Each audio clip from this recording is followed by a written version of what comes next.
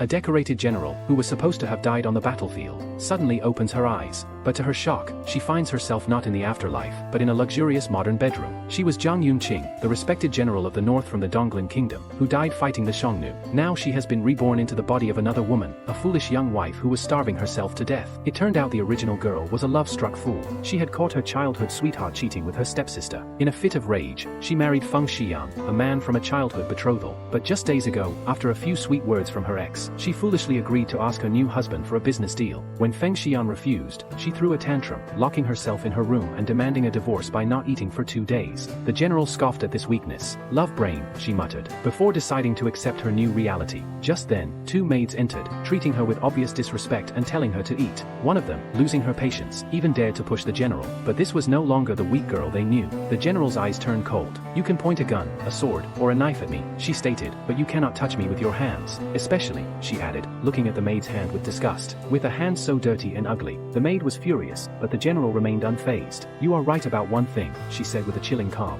"I have no manners. So don't ever cross me again, or you will know the consequences. Now, get out." The terrified maids immediately scrambled away. Just as the room fell silent, her new husband, Feng Xian, appeared. Leaning on the sofa, he coldly remarked, "I heard you haven't eaten in days. How do you still have the strength to hit people?" The general sized him up. This was her husband, the man the original girl was obsessed with. He was handsome, but not worthy of her. "This time you win," he said, believing his grandfather's intervention was the reason she stopped her hunger strike. He then presented her with a contract, laying down his terms for their separation. But the general saw an opportunity. She calmly walked over and picked up the document. Feng Xian laid out his rules. "First, since you are my wife, act like one. I don't want to be embarrassed." The general simply replied, "Fine, I am not so classless as to do such a thing." Second, he continued, "the Feng family's interests must always come first. No more drama."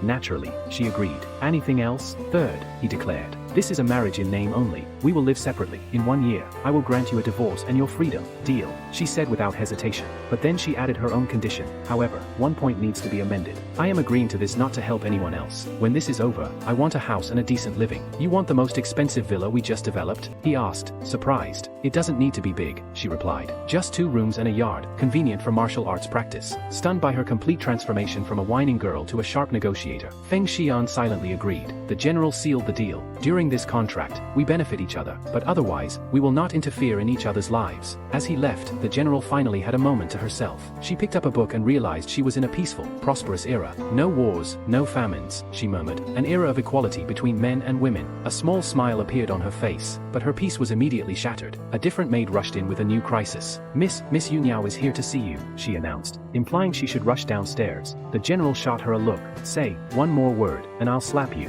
The first maid quickly returned, panicking. "Ma'am, the 4th young master has been missing since last night, and we can't contact him.